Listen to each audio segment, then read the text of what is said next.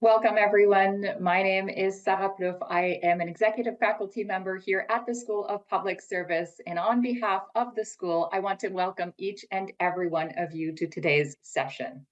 I'm pleased to introduce today's event entitled Adaptability and Resiliency. We hear these words all the time. What do they mean? How must we leverage them in the context of the public service? This is the second event in the mini-series on adaptability in the government of the future series. But before going further, I would like to recognize that I am coming to you today from the traditional unceded territory of the Anishinaabe Algonquin people. I come from a region called the Pontiac, which is named after Chief Pontiac. He was better known or well known for bringing people together on a common cause. I'm very grateful to be here with all of you today. Adaptability. As we consider the concepts of resiliency and adaptability, sometimes they are used together, sometimes they are differentiated. When should we use or kind of lean into resiliency? When should we go into being more adaptable? Given the situations that we are all confronted with today, I think that today's discussion is going to be really welcome by all of us. So we have an esteemed guest, which I want to introduce to all of you. Mr. Sunil Johal is the David and Ann Wilson Professor in Public Policy and Society at Victoria College in the University of Toronto. He has held senior executive and policy roles at all levels of government. In 2021, he led transition activities for Employment and Social Development Canada at the ADM level. Previously policy director at U of T Mowat Center, where he was a thought leader in issues such as the future of work. In 2019, he chaired the expert panel on modern labor standards for the Federal Minister of Labor, currently the vice chair of an expert panel advising the Ontario government on portable benefit scheme for non-standard workers. Also, Public Policy Forum advisor and vice president of the public policy at CSA Group, where he's leading thinking and advising organizations, globally recognized organizations like the OECD and the G20. Welcome, Professor Johal. Great. Hi, Sarah. Nice to chat with you this morning. Really looking forward to our discussion. Excellent. Well, knowing that this is an important topic for all of us, as we are all confronted in our personal lives and our professional lives with so many different things that keep coming at us, evolving technologies, the crises that seem to be hitting us on a global or national scale, the need for us to be more transparent in our work, building that trust, that eroding trust factor at times in a democratic society, looking at how we can leverage innovation, but still do a proper job at managing all the risk that is inherent to changing things and managing how people react to all of the change that's happening around us, taking care of ourselves in that context and taking care of our teams. We really seek your guidance here today on explaining why should we care? Why do we talk so much about adaptability and resiliency? Yeah, really great question, and obviously some big, challenging topics to unpack. So maybe I can start with the first question you asked, which is why should we care about these concepts of adaptability and resilience? And I think you kind of hinted at the fact that we are in a time of disruption. Things are moving very quickly. We have a lot of uncertainty in the world around us today. And you also hinted at the declining trust that particularly public institutions face, but many other actors in society as well. And we see all of those challenges manifesting themselves in lots of different ways. So, I mean, if we think about something, for example, like the social safety net, as we can think of it in Canada. I mean, we know our healthcare systems across the country are facing real challenges. They've seen significant losses in terms of staff over the course of the pandemic and due to demographic change and retirements. People are very stressed in the healthcare systems. And almost on a weekly basis now, um, across the country, you'll see newspaper articles that the ER in a certain hospital is going to be closed for the weekend, or people are facing a 20-hour, 25-hour wait at the emergency room. We also know that aside from social safety net, we're seeing significant advances in digital technologies. I mean, most of us are probably very familiar with ChatGPT and generative AI, but what we're not quite familiar with or sure about is what exactly are the implications of those technologies going to be? Is ChatGPT going to be a bit of a flash in the pan where it won't really change the nature of jobs or what we do? Or is it going to be a hugely transformative force? And that kind of uncertainty is very challenging for policymakers. How should we completely overhaul our skills training systems to account for these new disruptive technologies? Should we completely overhaul our immigration policies to account for challenges in the healthcare system? How do we account for demographic change as our population continues to age? How do we think about climate change in the context of all of these issues? And all of these issues and trends that we're thinking about, they tend to overlap and play against each other. So they can accelerate or attenuate the impacts of another trend.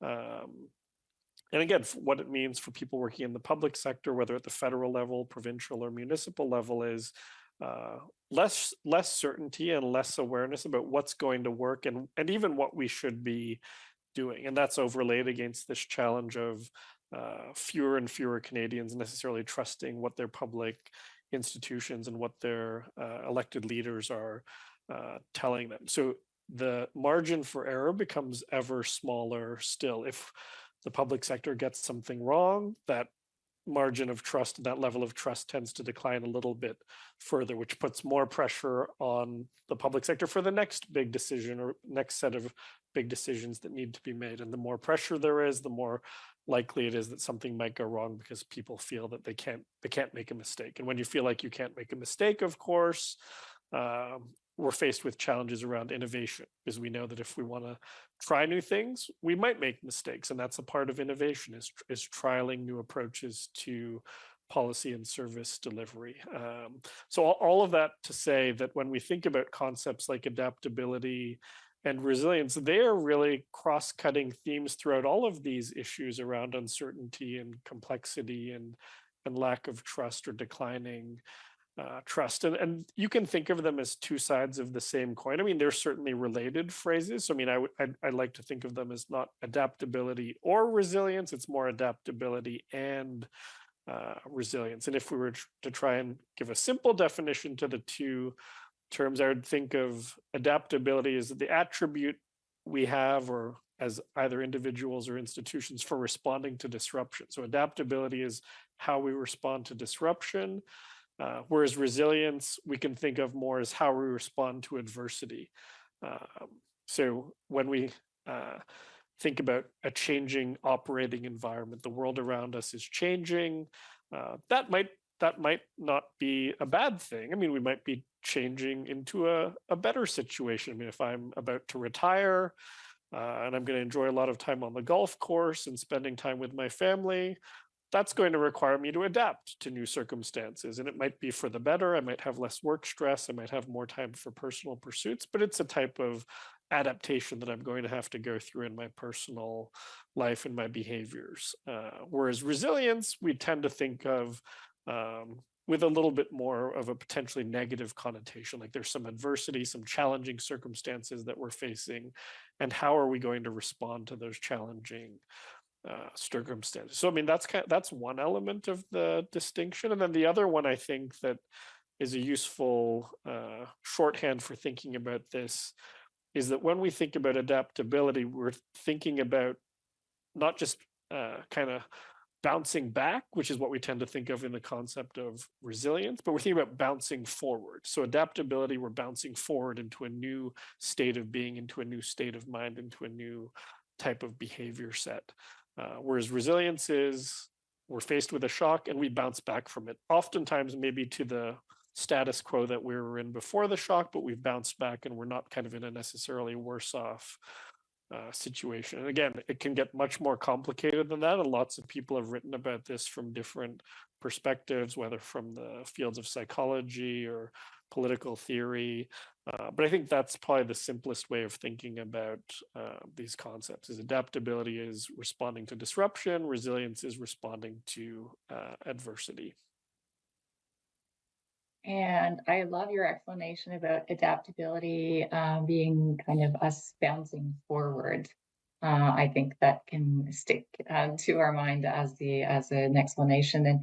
And I want to kind of pry a little bit more deeply into these concepts, knowing that the people that are listening to us today are all public servants, and knowing that we've all been tried a little bit in the last few years, at least as public servants. And we've had to depend on our adaptability skills, on our resilience and building that, pushing it to some limits. I would say that some would argue. So, in terms of public servants, what would you say are some of the key characteristics that distinguish or that can help us distinguish what it means to be an adaptable public service versus a resilient one? Yeah, and I think that's a great question. And again, we should also think about these things in the context of like there's an individual level to think about, like as am I an adaptable or resilient public servant? How can I improve upon those attributes or work on them? And then also the organizational or systems level is the public service writ large, whether we're talking about a department or the federal public service or the provincial public service, adaptable or resilient. So I think we can, I mean, let's focus first on at the individual level. So, I mean, when we're thinking about the concept of adaptability, I mean, some of it is pretty inherent in the word itself. Like, am I able to adjust to or anticipate emerging issues? So am I looking over the horizon a little bit and thinking about what might be coming down the pipe? So not just thinking about like what's right in front of me today, but what might be in front of me in 60 days or 90 days or a year or in 2 years. And a part of my brain and a part of my thought process and attention span is always attuned to that forward looking and kind of future oriented mindset. And I think when you do that, that also necessarily calls into question and kind of brings to the fore issues like creativity and collaboration. If I'm necessarily thinking about what's coming over the horizon, I'm probably going to have to be a little bit creative around how I respond to or anticipate or might respond to at some point the issues that are coming over the horizon. And I'm probably going to have to collaborate with other people and other departments and other levels of government or other sectors to respond to some of those issues. I mean, the reality of today's policy environment is that there are very, very few issues that can be dealt with by a department or even by a level of government. Or even by government. I mean, we're talking about cross-cutting, horizontal, complex issues like climate change or regulating digital technologies or responding to demographic change or addressing the fraying social safety net. I mean, you name it. All of these issues require a whole of society approach. So an adaptable public servant in today's world really needs to be somebody who's a collaborator at heart and who can think across departmental boundaries, but also across sectoral boundaries, because it's very rare that you're going to have all the answers to certain questions within your remit entirely. And then I think the third important thing to think about when we're thinking about adaptability from an individual point of view is am I somebody who's using evidence and data to inform the decisions that I'm taking? I mean, we can have hunches and we can have intuition, and those certainly always play a part in the kind of work that public servants do. But at the end of the day, when we're dealing with scarce public resources, we need to think about what's the data demonstrating that what we're going to do or what we're planning on doing might work, and what will the results or outcomes of that intervention be? How am I measuring success? how am I adapting and changing the delivery of a certain program if maybe it's a little bit off kilter at the outset. So I think that's a really important thing to think about too. And I mean, in the context of public service writ large in Canada, I mean, we know that we tend not to have great data in lots of different um, policy spaces or service delivery spaces. So how can we get better at leveraging non-traditional sources of data from the private sector, from the ubiquity of information that's being generated on the internet today? And how can we use that information to evaluate what we're doing more effectively? I mean, depending on what study you look at, we probably only spend 0.1%, 0.2% of all program dollars on evaluation. I mean, almost everything is going to frontline services or to transfers. It's not going to evaluating what's working and what's not working. But in a constantly changing and disrupted environment, it becomes really important to be able to course correct and tailor programs and policies much more nimbly and effectively than maybe we had to 40 or 50 years ago, where if you generally got the direction of something right, that would be fine because the operating environment wouldn't be shifting around too much. But in today's world, and we can talk about some examples, I'm sure, later on, uh, where things are changing so quickly. I mean, I mentioned the Chat GPT example. Does that necessitate overhauling skills training at the provincial level right now and at the K to 12 school system level? Or should we wait and see? Or should we try some things and see what happens and measure what we're doing differently? And will that work or not? So, I mean, all of those things kind of make it important to be somebody who can anticipate issues, be creative, be collaborative, and be data driven. And then if we think about resilience, and I'll keep this answer shorter, I mean, I think at the personal level, I mean, this, especially coming out of the pandemic, where so many people, both in the public sector and outside the public sector, were put under enormous amounts of stress. How do we make sure that we're being mindful of the impacts of resilience on people's mental health and well-being? How do we make sure people have the right resources in place to grapple with some of these issues, whether that's in terms of supports and resources that they can consult with, or that's time off and kind of time to de-stress and kind of cope with all of the stresses that people have been facing and grappling with. So I mean, resilience, I think it's great, and it's something we want people to have that resilience muscle built up, but it's not something we want to over stress, because at the end of the day, that means we're putting people time after time under a lot significant amounts of stress. And if there's not an off ramp for them where they can get support to deal with that stress, that's just a recipe for burnout. So I mean, unfortunately, I think in a lot of organizations, both public and non-public sector, we're only going to start kind of seeing the impacts of the pandemic on that front now and going forward for the next several years, because I think a lot of people just kind of buried that stress and just got on with their work, and they didn't take even their allotted time off, or they didn't kind of avail themselves of help where they needed to because they just felt they had to push on and go forward. That's probably not a recipe for success going forward. So we really do need to think more broadly about how we have those supports in place for people so that they can avail themselves of help. They can be realistic about what they can take on. So I mean, I don't think we should be putting people in a situation where they feel they need to take on more and more and more without the supports and the resources needed to do so. Whether that's they might need more teamwork, or sort of more teammates, or they might need other kinds of resources, or IT resources, or mental health resources. I think we need to be realistic about what people can realistically take on in that regard. Absolutely. And I love your explanation. We may go into it a little bit deeper because it seems like there are some risks inherent to focusing too much on the resiliency part and maybe less so on the adaptability part. How do we strike the right balance between change is going to come? I need to be adaptable. Changes never stop coming. It's coming at a rapid pace.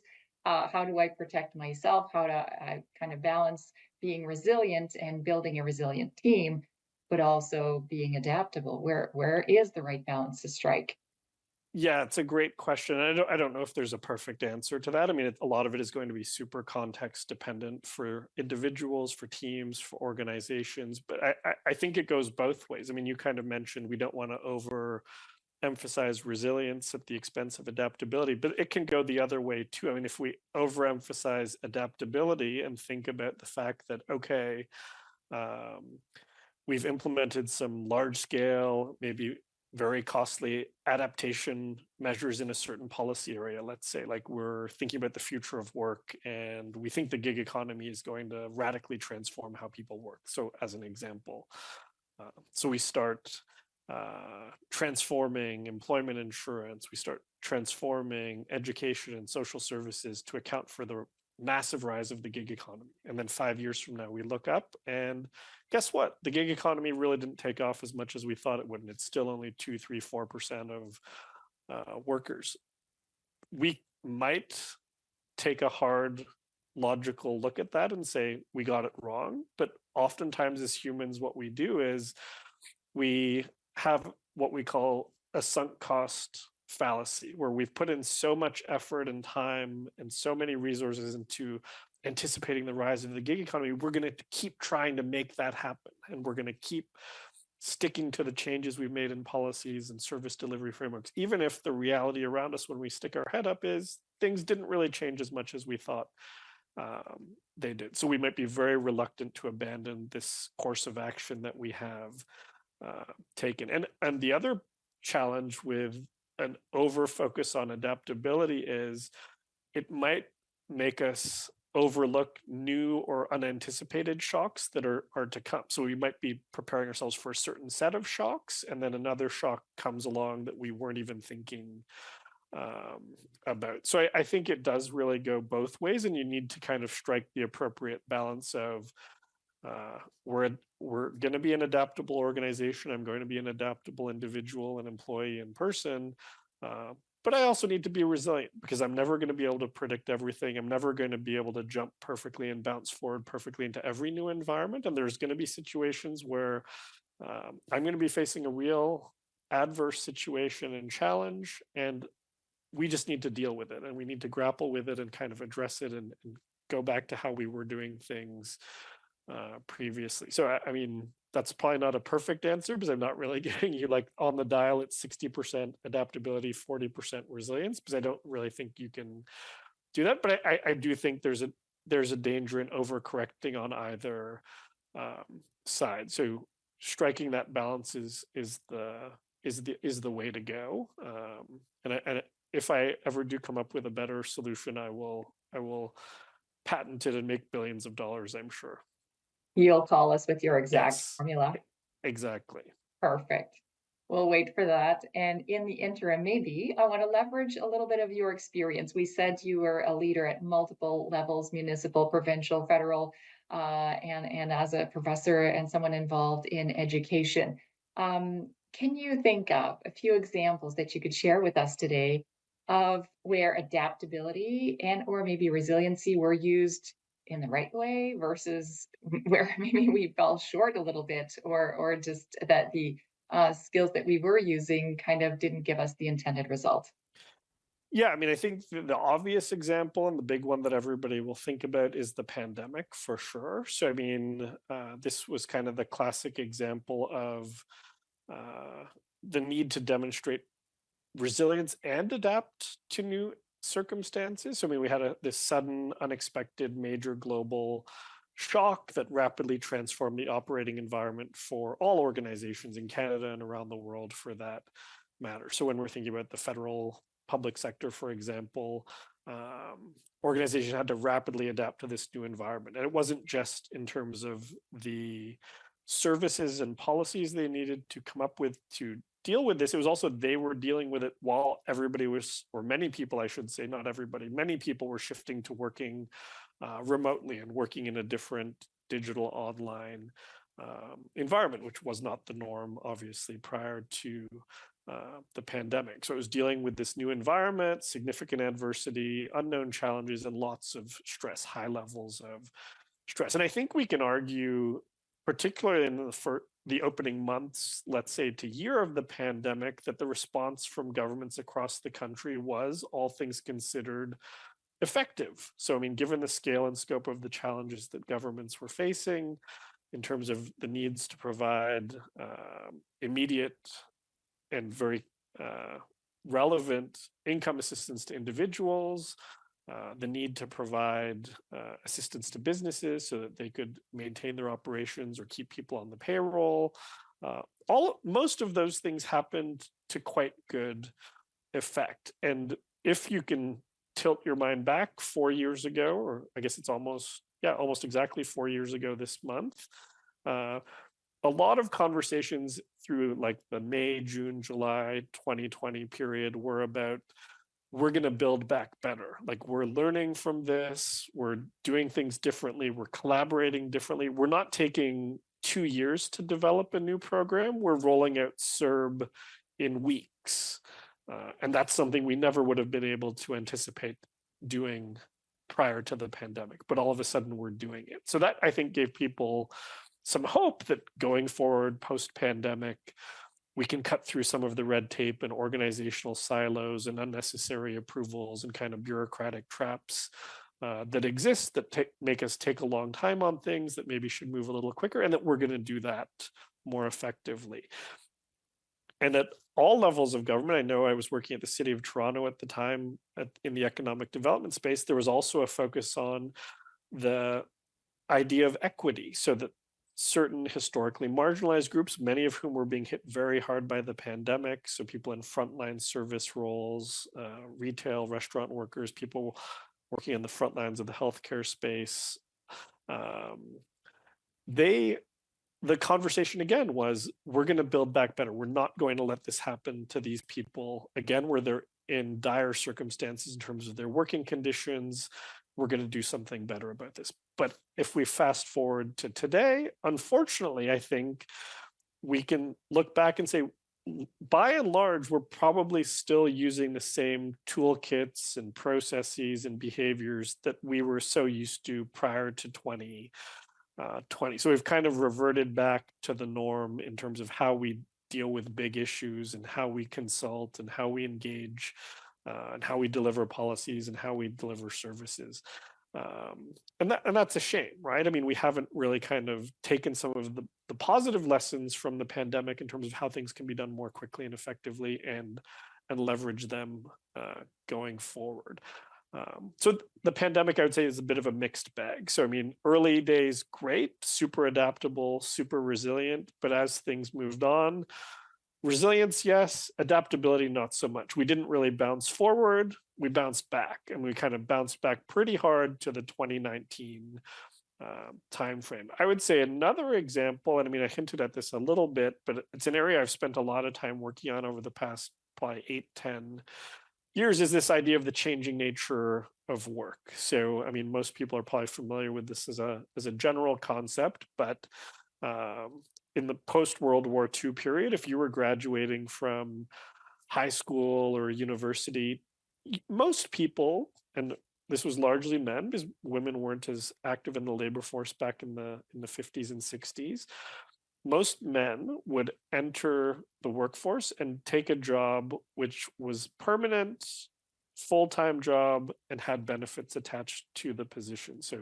pension, extended health benefits. If we fast forward to today, many people in the labor market are in what we call non-standard forms of work. So they're in temporary, contract, part-time positions, often without those extended benefits, like such as a pension. And the gig economy, it's not everywhere yet, but I mean, we're kind of bubbling along at 2, 3, 4, 5% of the labor market is involved in some kind of gig work through these large digital platforms. And that's also seen attached to it issues like wage stagnation, income inequality is much higher than it was 30, 40, 50 years ago. And these issues have received a lot of attention from a policy perspective. There's been a lot of conversations about them. I've sat on panels to advise governments about these issues, but we haven't really seen a lot of action in terms of adapting major policy frameworks like employment insurance or labor laws to account for this new world of work that many Canadians are in today. And I'm not really sure why that is. I mean, I have some theories about that, but by and large, most of our big policy frameworks haven't adapted. So there's been conversation, but not a lot of action here. And partly that could be because it's a complicated area, and these are big, thorny policy frameworks. So employment insurance is very challenging to tinker with. I mean, you kind of, if you're going to go in and change it, you got to change a lot of things to do it properly. Labor laws are notoriously also very technical, very complex, hard to go in and kind of make one change without some potential unintended consequences. But also, is there a political will to do something about this? It might be to the benefit of employers and large corporations to have a labor market which is more fissured, where it's easier to hire people on contract and in a temporary way. That can be better from a pure cost benefit perspective for some of these employers, and we know they can actively lobby governments on these types of changes. So I mean, that's a good example to me of, we are in a new environment and we should have bounced forward some time ago to adapt to this new environment, but we really haven't. And the frightening prospect here is, with disruptive technologies like generative AI, advanced robotics looming and kind of rapidly accelerating in terms of their capacity, that new world of work that we already live in could be much, much different in even another 3, 5, 7 years. So, I mean, we might see the same number and scale of changes in the next 5 to 10 years that we saw in the past 50 years. And those have been significant. So, I mean, that's one example of a situation where we could probably do more, and we probably need to do more to adapt to new circumstances and situations, but we haven't seen it happen yet. Mm-hmm. So more changes to come is what I'm hearing. As we prepare for that, I know that a lot of our listeners here today are leaders within the public service. Maybe they are executives, maybe they're managers, maybe they're team leaders, maybe they're thought provokers or change makers within their own rights. How can they leverage some of the adaptability skills, some of the resiliency skills in preparing and promoting these qualities within our teams as leaders? Yeah, another really good question, because we can talk about these things in theory all day long, but we know that at the end of the day, if it doesn't translate to things I can do with my team or with my peers or with my management team, then it doesn't really mean much, right? So I mean, one thing that I've like to think about this in the context of is choice architecture. So some people might be familiar with the concept of behavioral insight. So if we understand more how people think, we can shift how they behave by understanding how they think. And this is something that's taken on a lot of notoriety and kind of been trialed in the UK and in the US over the past 15 years or so. And Canada has, at the federal level and some provincial governments, deployed this idea of behavioral insights to change the choice architecture in terms of certain policy frameworks. So, I mean, a very simple example is organ donation cards. So historically, you would have to sign the back of your driver's license to opt into donating your organs in the unfortunate event of an accident. So you could donate your organs to somebody who needed them.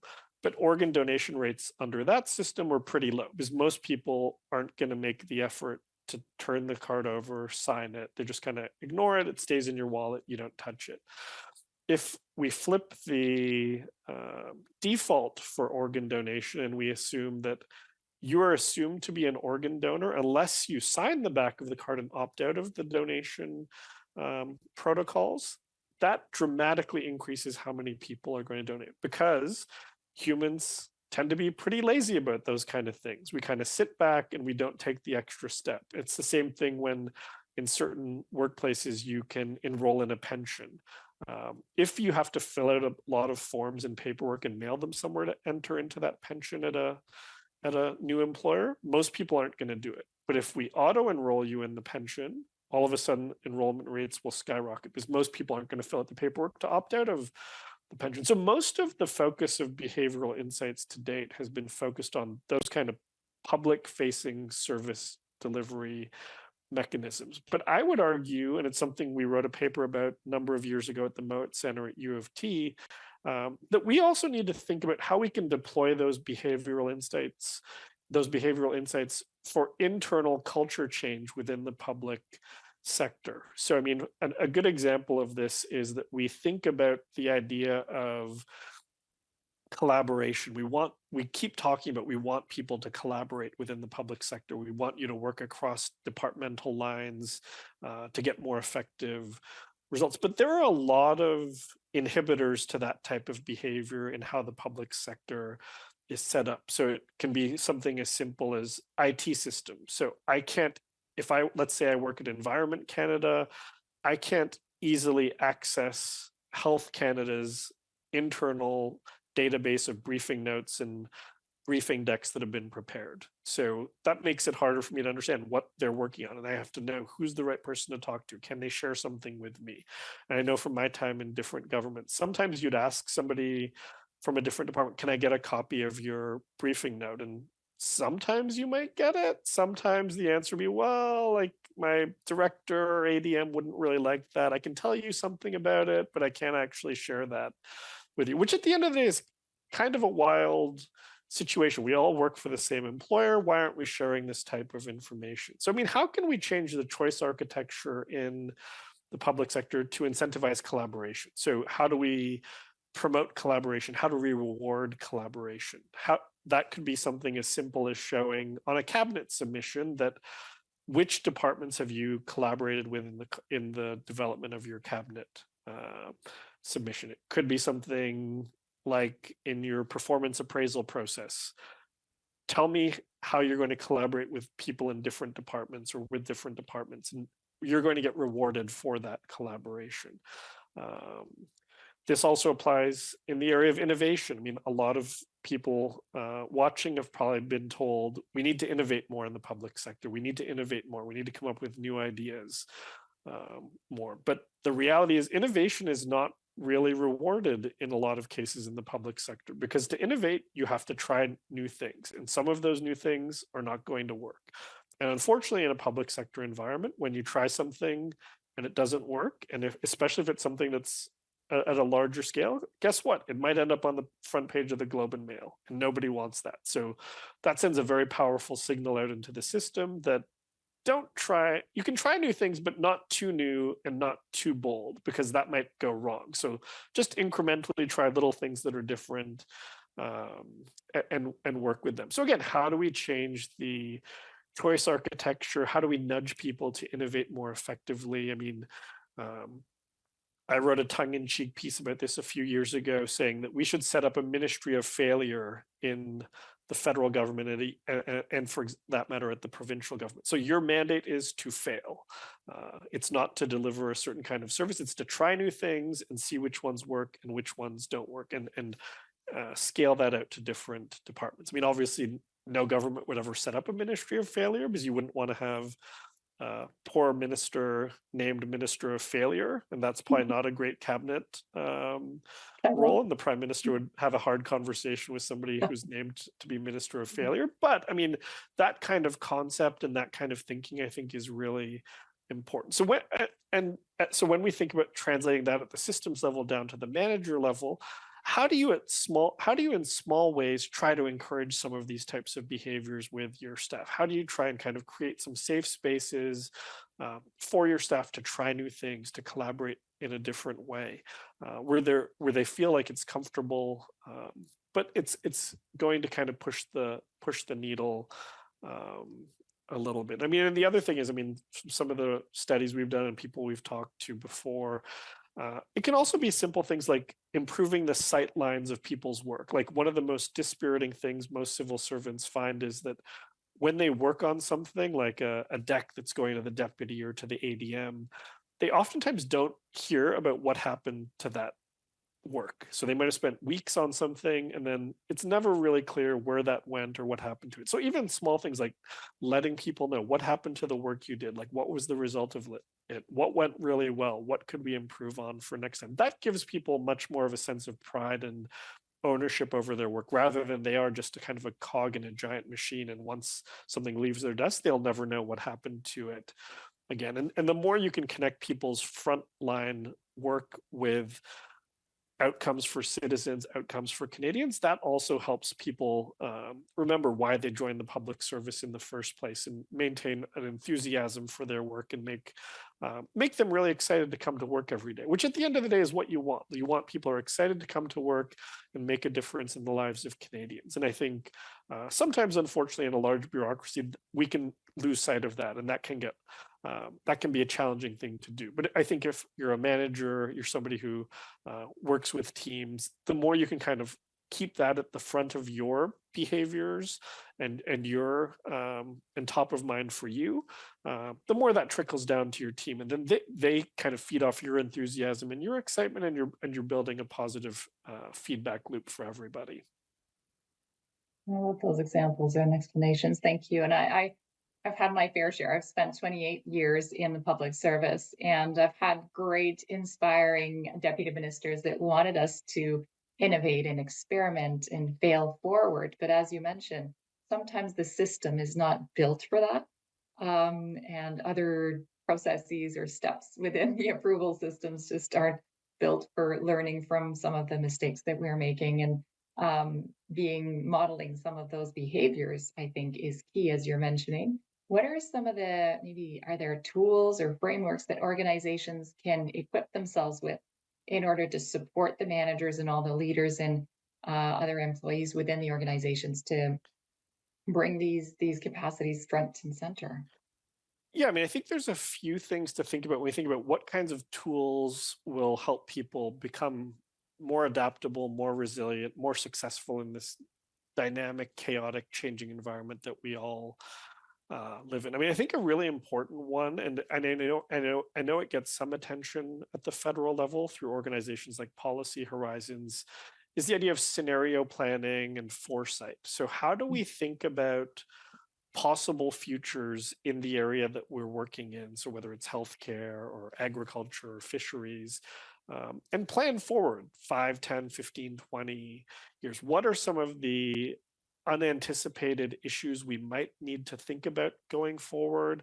And how do we test assumptions about plans or interventions against a range of plausible scenarios? So we're not just kind of planning against the likely scenario, but there could be some more optimistic or more challenging scenarios that could unfold. And how do we make sure we're getting ahead of that and we're thinking about developing policies or services that are going to be as resilient and adaptable as possible in a whole range of different scenarios, not just the likely or the too likely one. So I think that's a really important one. I mean, I think another one is, how do we leverage diverse sources of data to inform our understanding of the world? I think it's really difficult, especially at the federal level, I would say, as compared to the provincial or municipal levels in Canada, um, to understand everything that's going on in the world. I mean, we're so much kind of susceptible to global events. I mean, we've seen with various global events over the past couple of years how those have impacted the trajectory of Canadian policies and how we're thinking about things. They also trickle down and impact our domestic policies on things like immigration selection and immigration targets, for example. So, how do we leverage different sources of data to inform that understanding of the world? And how do we stay abreast of changes as much as we possibly can? We're never going to be kind of right next to the change in the world, but we can take the lag from here and maybe reduce it to here so that when events do transpire, our response and our capacity for adaptability will be enhanced because we've been monitoring all the possible data sources and information um, that we can. And then I think a third piece, which is related to the data piece, but kind of more on the stakeholder relations side, is building those really robust feedback loops with our stakeholders. Oftentimes, those stakeholders who are on the front face of issues, whether it's the housing crisis or challenges with international students securing housing, or refugee challenges in the city of Toronto, for example. I mean, a whole range of different issues. We can get early warning signals from stakeholders and from partners if we have close connections and good relationships with those stakeholders. So how are you developing a plan, depending on your role, obviously, to have a key list of stakeholders? Who are they? Am I keeping lines of communication open with them? Because what you don't want is to be calling somebody for the first time right when a crisis is happening and you're having to explain, hi, I'm from the federal government, I'm here to help you, but I don't know who you are and I've never spoken to you before. Not a great way to open up a conversation. But if you've had a couple of conversations with people to introduce yourself, find out about what their organizations do or what their role is in your policy chain, that makes it much easier for you to pick up the phone or send them an email when you really need some information. And conversely, it also makes them probably a lot more comfortable sharing information and intelligence with you early on. So I think this is something most of us probably don't do nearly well enough, because we have such busy day jobs. It's hard to think about, well, I don't really need to talk to this person or this organization right now, but it's probably a good thing to do for a year down the road or 6 months down the road when I might need to. But just kind of maintaining some regular check-ins, or depending on how your department organizes itself, there might be just stakeholder advisory panels or groups who meet regularly, and that might be the venue for airing those issues. I think that's really important in terms of a tool that can help you stay, again, not in front of an issue necessarily, but as close to the issue as you possibly can without that significant lag times. I think what really frustrates the public and stakeholders sometimes is something is happening or something has happened, and then it takes months or years for a response to emerge. So that is a particular challenge for governments, because people are used to in their dealings with the private sector seeing things happen relatively quickly. Like if my bank Mhm. has an issue with my online banking, it gets resolved very quickly. Or if I need a new service, it usually will emerge because there are competitive market forces that compel the market to develop those offerings for us. But the nature of public services is oftentimes they can be quasi monopolies or entirely monopolies. So if without feedback loops, that's a very dangerous spot to be in. So having those feedback loops helps maintain some sense of your policies, your actions, your interventions being grounded and being connected to the real world. Absolutely, and builds the trust and that exchange of information. And then sometimes, as public servants, we even feel like we need to come up with all of the solutions. And stakeholders have ideas about solutions, not just feeding us the information in real time about what is the situation on the ground, but also what could be some minor correctives that could help the situation without a complete overhaul. So, absolutely echo that. Um, And yeah, and just to build off that, Sarah, I think that's critical, right? Like the policy making paradigm 40 years ago, 60 years ago was governments own the policy paradigm. Like they will go out and consult with stakeholders, but they own the levers and the kind of mechanisms for making decisions. In today's world, where information is flowing freely, governments don't have that monopoly over certain kinds of information. A cabinet minister can find out what's going on, not because they're reading a briefing book prepared every morning by their communications team, but because they can pick up the news and read what's happening across the world instantaneously on the internet. And stakeholders have lots of valuable information to offer. So, I mean, we've seen lots of examples from many countries where governments are opening up that policy process more and more to outside stakeholders, recognizing that expertise is not solely the remit of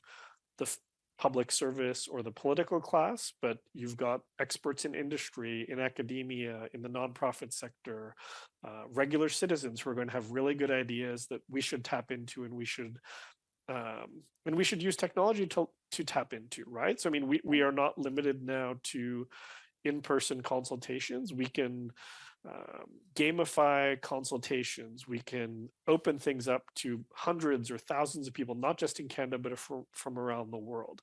And we have to do that carefully, obviously, and we have to kind of be prudent about how we do it. But expectations, I think, generally are much higher from the public that, hey, we've got ideas too, and we might have better ideas sometimes than government, and government should be open to that discourse. Yeah, as public servants become more adaptable in the ways that we use to leverage that information, I think it builds our resiliency as a whole against the government. So I'm going to take us in a bit of a different direction now, if you allow me. Um, in some of our conversations leading up to this session today, you mentioned to me an article that caught my attention, which was The Dark Side of Resilience. It's written by Thomas Chamorro-Premuzic and Derek Lusk. It's published in the Harvard Business Review, and it talks about maybe some of the underlying more negative effects of building in hyper resiliency or something like that. Could you maybe explain and extrapolate a little bit on that and those risks? Yeah, I mean, I think we touched on it a little bit earlier where we don't want to set up a situation where the default position or what we're kind of relying on is, hey, we're super resilient. Because that's just going to stress people out. It's going to make them too tolerant of dealing with adversity and difficult situations. And that's not a position we should necessarily be um, setting up as the norm. What we would rather do is anticipate issues, get ahead of them, and avoid some of those difficult and challenging situations because we've planned ahead and we were able to anticipate something coming over the horizon, and we planned for it, and we dealt with it before it even became a difficult adverse situation. Obviously, we're never not always going to be able to do that. So I mean, classic example, of course, the pandemic. There was nothing we could have really done in Canada. I mean, give or take, I guess some people might argue that to have stopped the pandemic from hitting our shores, and we were going to all be thrust into a very difficult situation. Um, but I do think, kind of from my own experience, that organizations and kind of work environments that get ahead of those issues, it's not just because they do a planning process or because they have a couple people thinking about this. Like, this is the at the heart of how they work and how they operate, and at the heart of their DNA. So I mean, they are data driven, they have close relationships with stakeholders, they're looking over the horizon, they're focused on outcomes, they're creating a positive work environment for their staff. I mean, I don't think we can undersell how important that is.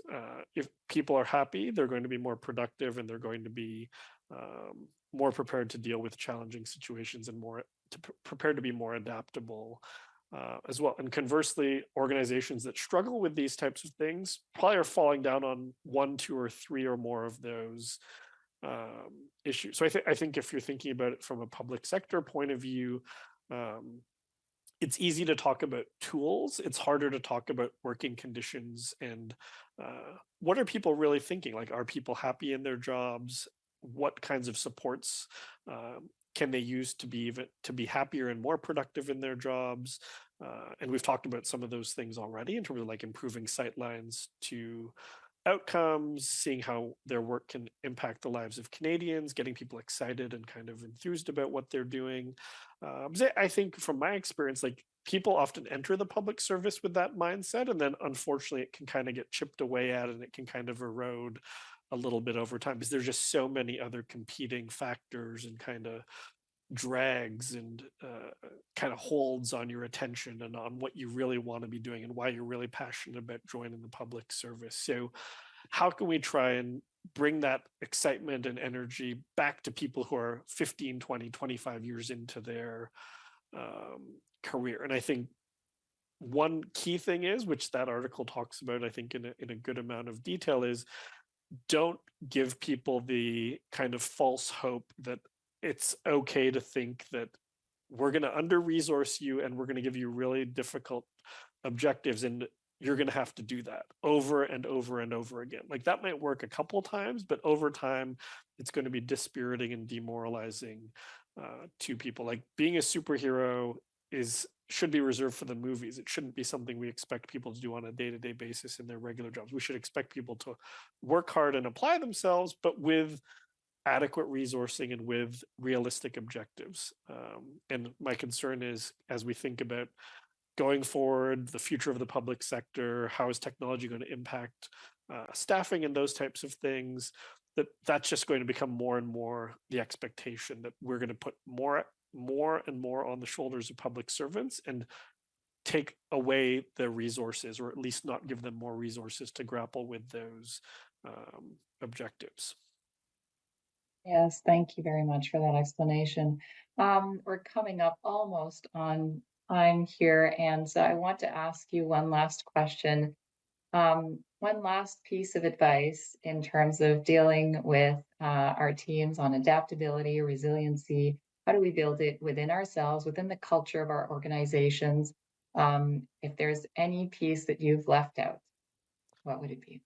Wow, I'm still thinking about how I patent my $1 billion idea. So A I'm going to formula. spend the next few hours doing that probably. But yeah, I mean, I think seriously that um, it's a team effort. And like, you're not Mhm. going to create all of the change you want on these issues from one individual or a unit or a department, but it's really a groundswell of people working collaboratively together, working more effectively with outside partners, using data more effectively, creating fulfilling working conditions and work environments for people. And I think a lot of that also is just conversations between staff and Yes. management about what are the obstacles to us doing our jobs more effectively and to being more adaptable, being more resilient where we need to be. And again, we don't want to just overemphasize be resilient, be resilient, be resilient, because that's putting people on a fast path to burnout